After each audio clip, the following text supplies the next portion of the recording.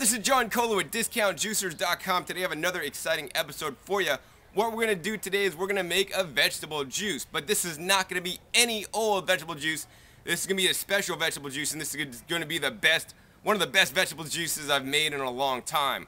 You might be thinking, hey John, why is this going to be a really good vegetable juice? Well, that's because a lot of the things that I'll be juicing today are not coming from a bag or from the store, where I know many of you guys are getting your fruits and vegetables that you guys are juicing, but they're gonna come directly out of my front yard garden. Many of the things that I juice actually are grown by myself, and I always encourage you guys to have the highest quality juice, not only to get organic foods, but to grow your own foods in nutrient-dense compost and trace mineral supplementation. And by doing these things and building the soil, you can have even 4 better vegetables with more nutrition and more phytochemicals in them than things that are store-bought, picked, hydro-cooled, and shipped. Within 24 hours, within 50% of certain nutrients can be lost. So by growing your own food and juicing it, you're gonna absolutely get the best of both worlds. So what I'm gonna do today is we're gonna go around my garden and show you guys just some of the things I'll be picking today and juicing right up. As you can see, we're standing next to a raised bed that's waist height. Now I built these beds waist height so that I don't have to bend over. Plus, this is a nice symmetrical design that fits my front yard quite nicely. What you can see here is just a whole bed of the leafy green vegetables. Because it is the winter season at this time, I am growing things like things that are going to do well in this climate zone at this time. So things like collard greens, broccoli, kale, and Brussels sprouts, have some lettuce growing, also some things like dandelion greens are growing. So if you are wanting to garden and grow your own foods and juice, I highly encourage you guys to grow your greens. Now, why is this? Well, take for example carrots, which is another ingredient that I'm using today to juice. Carrots are relatively inexpensive to buy. Depending on where you go, organic carrots can cost about 50 cents a pound if you go to Costco and buy them by the 10-pound bag. If you're getting non-organic carrots, I mean, I've seen those for as little as $5 for a 25-pound bag of juice carrots. So, it doesn't make sense to use a lot of space to grow carrots, especially if you're limited on space. Now, if you have acreage, yeah, grow everything you need so that you can juice it, but in a small residential space, what I'd recommend is growing the things that are going to be the most valuable and the most nutritious. And by far, those are the leafy green vegetables. The dark leafy greens have the highest ANDI score, which means ANDI stands for Aggregate Nutrient Density Index. And what that means, it has the highest levels of phytochemicals, phytonutrients, vitamins, and minerals with the least amount of calories. So these are the things that are going to feed our body, may also help you shed weight, because it's the high calorie foods with low nutrient density, like the fast foods, like the processed foods, that are literally ballooning America and other peoples around the world, whereas the nutrient dense foods, they help you stay fit, trim, and get healthy, in my opinion. So what I'm going to do next is I'm going to actually start to pick some of these leafy greens, and I'll explain each one as I pick them to you. Now you can see my actual garden and some of the plants I have growing right here. We have some collard greens, we have some stinging nettle that's self-seeded, we have some red boar kale there, and one of my favorites, the red Russian kale.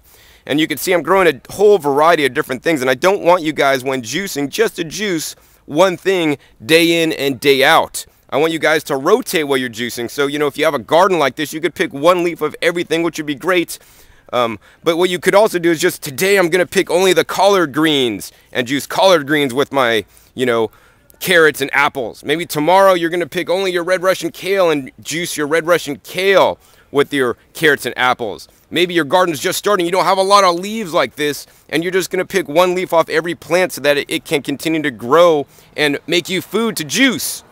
So what I'm going to do today is pick a variety of things. I think we'll start off with some collard greens here. And when picking leaves to juice, you want to pick the nice large leaves, especially in a situation like this where I'm planting things relatively close.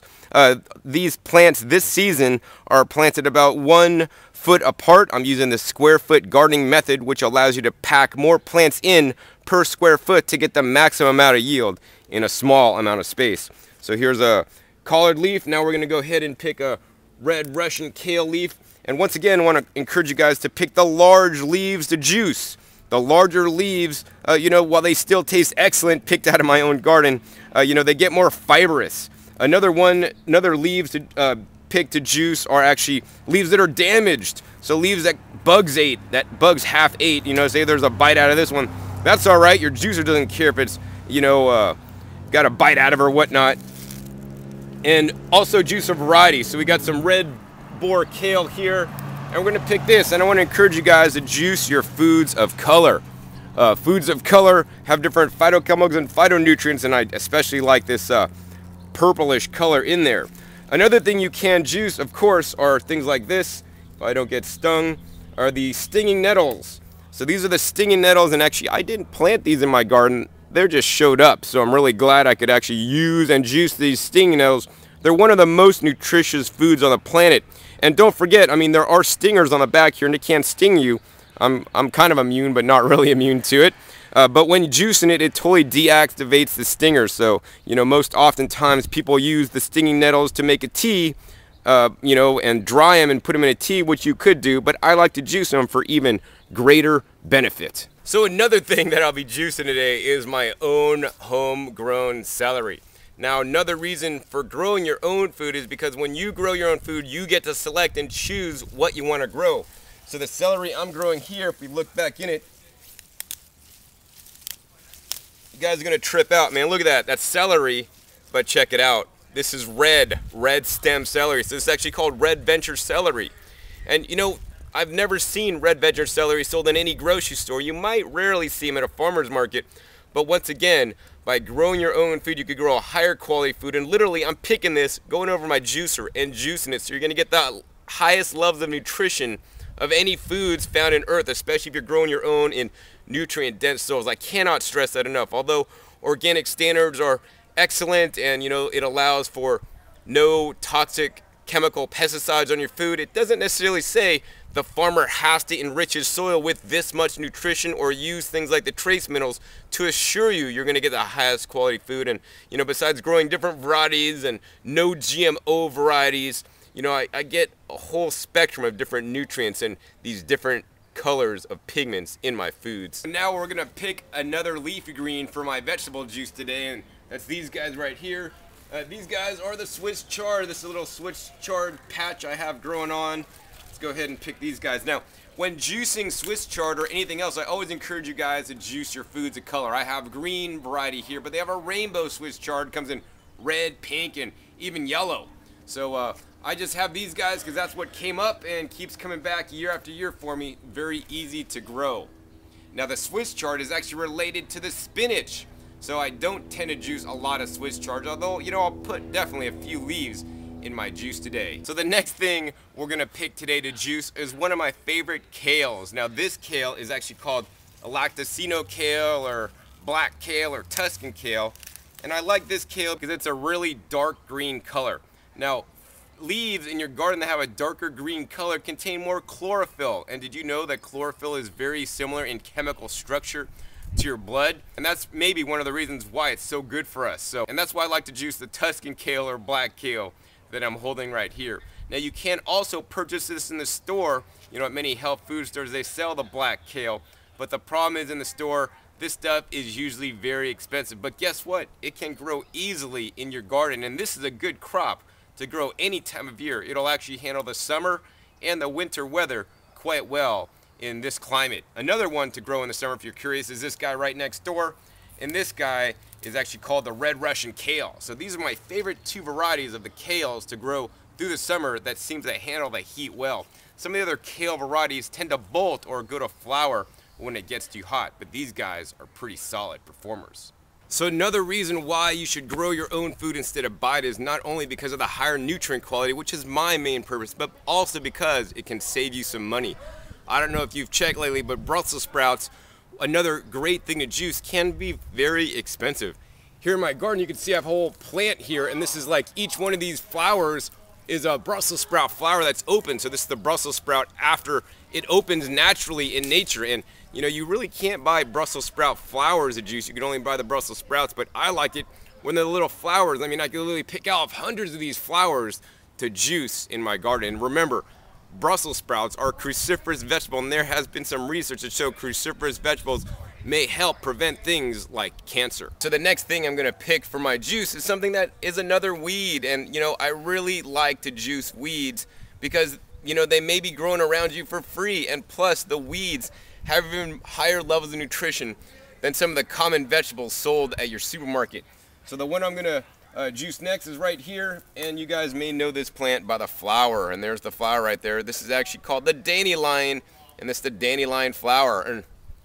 And flower is good. You can eat the petals, juice the petals, and even put this into salads, which I like to do a lot actually. And guess what? All parts of the dandelion can be juiced, including the flowers, the leaves, and even the root. Yes, the hard root. Now, if you do want to juice the root, I encourage you guys to pick the small baby plants, because the root's going to be more tender than some of the old, gnarly, hard, older roots. So right now what we're going to do is we're going to go ahead and pick some dandelion leaves. And my secret tip is you want to always pick the small leaves whenever possible. Those are generally going to be more tender, and they have higher level of nutrition than the older ones. Plus, as a bonus, especially when you're making a juice, it's going to taste sweeter and a lot better. So the next thing I want to talk to you about is yet another weed that I'm growing, and this guy is actually my most invasive edible weed that I'm currently growing. I think I might have bought the seeds once, or maybe I didn't, and it just started growing, and then it keeps reproducing and multiplying in the correct season, which is now. It's kind of like the end of winter, getting into the spring here. And what this one is called, this one's actually called Chickweed. So the chickens love it, but also guess what? My juicer loves to juice this stuff. So literally what I like to do is just come in and just grab clumps of the chickweed to juice. And man, one of the cool things about growing your own food is that, I mean, some of these foods like the chickweed, you can't go to the grocery store and buy. You can only get these foods if you grow them yourself. Why? That's because, you know, have you ever thought about certain crops that are sold in the grocery store, the ones that fare better in the cold because they could be put under cold storage and they're not going to expire? Chickweed is something that if you pick, it'll wilt relatively fast, and it's not going to, you know, take shipments across country before it goes bad, and the farmers and the corporations will lose their investment in the food. So for that reason, I recommend you grow your own chickweed, or even wild harvest chickweeds if you know how to identify it. Before picking any food to eat or put in your juicer, you know, you want to be 110% confident that it is an edible food that you can eat. I know how to easily identify chickweed, and man, I got so much here. Just gonna go ahead and harvest some more. So whether you're growing your own food or not, one of the things you can do is wild forage food, as long as you know it's a safe location or you feel comfortable with it. Obviously not on the side of a busy freeway or somewhere where dogs are peeing on stuff, but maybe like in a park, although it's illegal to harvest wild foods in some parks. But what we're gonna harvest next are something actually I didn't even plant in my garden and may be growing in your yard depending on where you live. This is a pretty common weed, and to many people it's a weed. No, it's not that kind of weed that you would smoke. It's a good weed. It's a good weed. There's no such thing as a bad weed. Well, wait a second. But anyways, what we're gonna harvest right now are mallow leaves. This is a mallow plant, and mallow leaves are excellent for juicing, and it's a wild food. So besides mallow, there may be other foods near you, like dandelion or lamb's quarters, that you can also harvest and juice. And yes, you can't even juice your own lawn as long as you're not spraying it with toxic chemicals and pesticides. Grass is actually juiceable, and you want to make sure you get the proper juicer that's going to juice the grass effectively. If you want to juice a lot of grass, then I recommend the Omega 8004 or 8006 style machines. Anyways, I'm just going to go ahead and pick a few more leaves of mallow. Now I'm going to harvest my favorite kale of all to juice. And what this guy is actually called the white Siberian kale.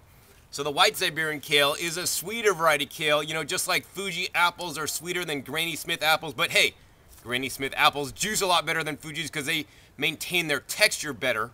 The white Siberian kale is one of the sweetest kales. As a matter of fact, so sweet it almost, but not quite, tastes like lettuce compared to like the black kale or the Tuscan kale that you guys saw a little while ago. That stuff's pretty hardcore. But the other reason for growing your own food, besides just having unique varieties, saving money, and growing a more nutrient-dense food, is because your juice, if you grow properly, is going to taste better and taste sweeter. Because after all, the juice is made up the produce, and when you're using a higher quality produce, you're going to have a higher quality juice. And that's what I want you guys to do. I want you guys to eat the healthiest as you can, and I've learned that by growing your own food, you can truly have some of the highest quality food that money can't buy. In any case, next, let's go ahead and start juicing some of these greens that I've harvested today. As you can see, my table is overflowing with all these different greens, all these different varieties of greens that I've harvested that I'm now going to juice in the Omega VRT330HD juicer. Now, it's very important, whether harvesting your own greens or buying your greens at the store, you prepare them properly. This is especially important if you buy them at the store because, you know, unlike the store-bought greens, these fresh greens are a lot more tender, you know, because I just picked them. As things are picked and as they get older, they get more stiff and rigid. Hey, are you more stiff and rigid because you're older? I hope not. I hope you're still very flexible. But when things are stiff and rigid, they tend to clog the juicer up, especially this juicer, a fair bit. Now, not all juicers do you need to prepare the produce after harvesting. Some juicers, like the Green Star juicer, you can actually put this right in without any pre-cutting. The Omega 8004 or 8006 is also a really excellent juicer for juicing the leafy greens. Overall, I personally like the Omega Vert style juicer because it's quicker to use and more time efficient and time saving for me, because with the other machines, you literally have to push each piece of produce in a machine. With the Omega Vert, I just chop it all up and drop handfuls in, and while I'm chopping, and it juices it right up. So aside from the leafy greens, now we could juice straight leafy greens, but I don't recommend that. It'll make a very strong tasting juice that may get you sick, especially if you're not used to it. So what I recommend instead is making a mixed fruit and vegetable juice, a really good combination using apples and some carrots to balance it out. And the apples and carrots should be 3/4 of the juice, and the green should be 25% of the juice that you're making. So I don't have any apples today, so what I'm going to use instead is the carrots, and this is the more hardcore version, and it's not going to be as sweet as with the apples. And the kind of carrots I'm using today are the little baby carrots, and I like using these carrots because they are pre-peeled. So peeled carrots are sweeter than the non-peeled carrots, but also remember, you're going to lose some nutrition because most of the nutrition is near the peel. In any case, we're going to go ahead and start cutting up all these greens so that they can be juiced easily and efficiently in the Omega Vert 350 juicer. Now I'm going to prepare the greens. Now to prepare the greens, you might notice that I haven't washed my greens, and you know, that's my personal choice. If you choose to wash your greens, and if I bought them from the store, I would be washing my greens because I don't know what's sprayed on them. I don't know who handled them. But I could tell you, you know, these are grown under organic methods. I don't spray anything on my stuff. And yeah, there might be some dust in the wind or some dirt on there, but guess what? But once again, this is my personal preference, and I can't advise you what to do in your household. It's always better be safe than sorry, and if you're not comfortable with eating unwashed greens, then you want to wash them. I'm confident and have been doing this for many years, and I've never had an issue with it. But once again, that's if you want to wash your produce, is up to you. You know, in nature, animals, they never wash their produce, but you know, and they're coming from a pretty natural, unpolluted environment. So once again, each person needs to make up their own decisions. So to prepare the produce, all we're simply going to do is we're going to pile this up into a big, large pile here. Ever hear of a leafy green pile? Kind of like a dog pile. Pile this stuff up, take a nice large knife, and we're just going to slice it up. Now this is important in the Omega Vert style juicers because the fibrous in the stems may get caught up in the machine. So as you can see, we're just chopping this up into little pieces, and it's best to chop it up into little slices no larger than 1/8 of an inch. So that is pretty small. This will minimize the amount of clogging, and also it'll minimize the amount of pulp that the juicer creates. Now once again, there are many different styles of juicers. I have many videos on YouTube explaining all the different ones and comparing them side by side, doing juice offs, juicing different items in them. But the Omega Vert is presently my favorite juicer just because it's fairly fast and efficient, easy to use and easy to clean. I find some juicers, you literally got to sit there and push each leaf into the machine. With the Omega Vert, as long as I cut up the produce properly, I could literally just take handfuls and dunk it in the machine and let the machine do all the work for me instead of me having to push the stuff in. So what we're going to do next, actually, we're just going to start juicing. As you can see, I have the standard juice collection cup, and I encourage you guys to go out to like a Target, Walmart, or other store and get a nice big measuring cup, because I don't just juice to, you know, have an 8-ounce juice. I juice like 32 to 64 ounces in one sitting, and that's literally a meal replacement. In this way, I'm getting high nutrient density foods with low calories, and the benefit is I'm getting in living water, nature's purified water, which is the best water on earth in my opinion. So I also have a little screen here because the Omega Vert does not come with a screen, and it does tend to make a lot of pulp in the juice. And if you don't like the pulp, just buy an inexpensive $2 strainer to remove it. So we're just gonna go ahead and stick that there, turn this machine on, and now we wanna rotate the produce when juicing. So we're gonna put a handful of the leafy greens in. I'm gonna shove that down in there. It's gonna go right in that chute. And then we're just gonna go ahead and follow that with a couple of carrots. All right, so now you can see the juice coming out, and once again, we're just gonna continue this process by putting some leaves and then some carrots to make some of this delicious juice. Now, I always recommend that you make your juices fresh. So what does that mean? That means, you know, when you wanna drink some juice, you wanna go out to your garden and pick the produce and then juice it and then drink it. It's far better to do that than to like make a big batch, you know, on Monday and then drink that through the week, because the longer the juice sits after it's been made, the more the nutrition goes down and it could go bad on you. At most, if I did need to save a juice, which is pretty rare, I'll save it for no more than 24 hours in a nice glass bottle or mason jar. I do have a good video on YouTube that explains the best way, in my opinion, to store the juices if you need to do that. Of course, if you work and you're not working from home and you can't go out to your garden any day, it's definitely best to pick all your fruits and vegetables in your garden in the morning, juice it, and then bring it right to work. Of course, if that's not possible, do it the night before, because I'd far rather you guys actually drink a vegetable juice that's sitting overnight in the fridge than they're drinking that coffee or soda out of the soda machine at work. I don't have to tell you guys, it's far healthier to drink your own produce and use some of it instead of letting it bolt and flour and then end up in your compost bin. So use what you grow, and the juicer allows you to massively crank up the amount of produce that you're using and getting the nutrition in your body in the most digestible form. If you really think about it, our bodies are nothing more or less than juice extractors. You know, in goes the carrot on one side and out comes a liquid and out comes a solid on the backside of us, and just like in the juicer, right? It's taking the liquid out for us so that our body doesn't have to work to extract the nutrients, the liquid gold inside these vegetables that we're juicing today. Now, once again, I am doing a handful of greens followed by some carrots. Now, this is very important in the Omega Vert juicer, along with many other juicers, is to rotate what you're juicing. So the greens have one consistency, and actually that's a stinging nettles right there. Take that, stinging nettles.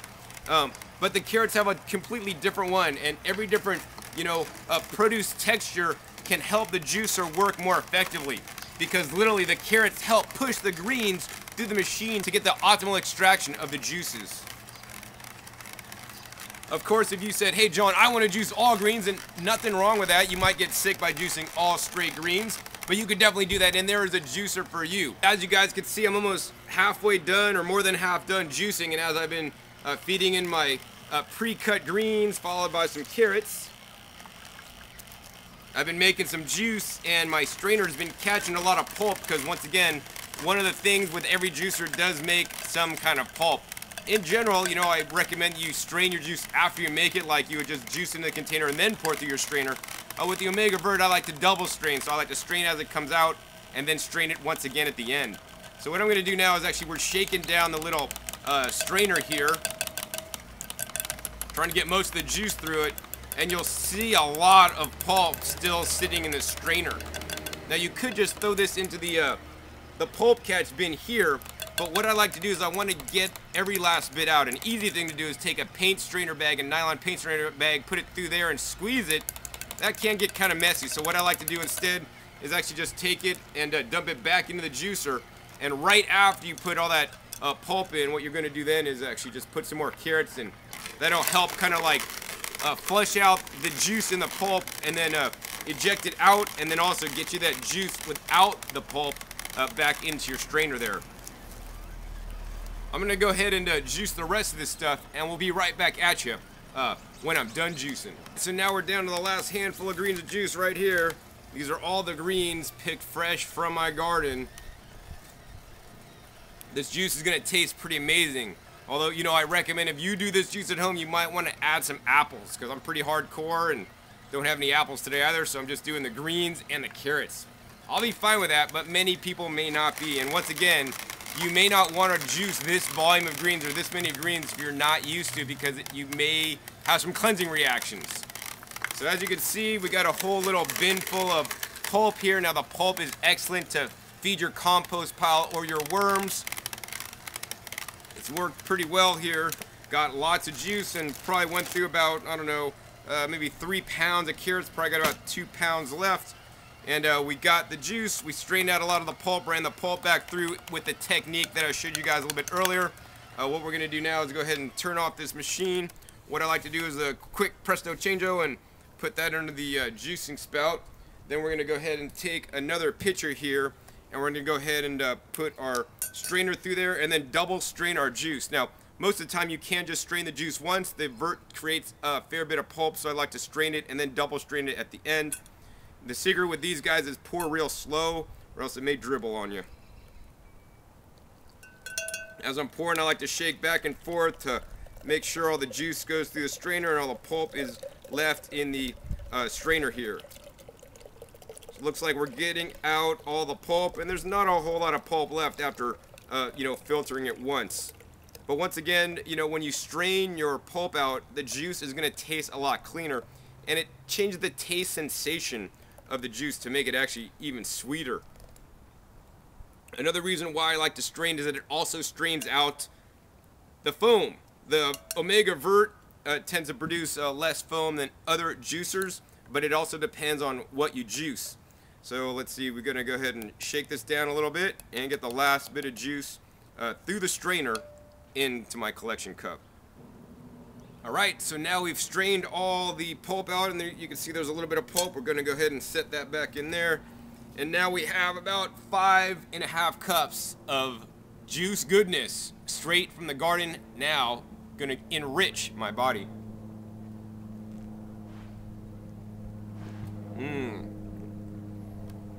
That tastes green.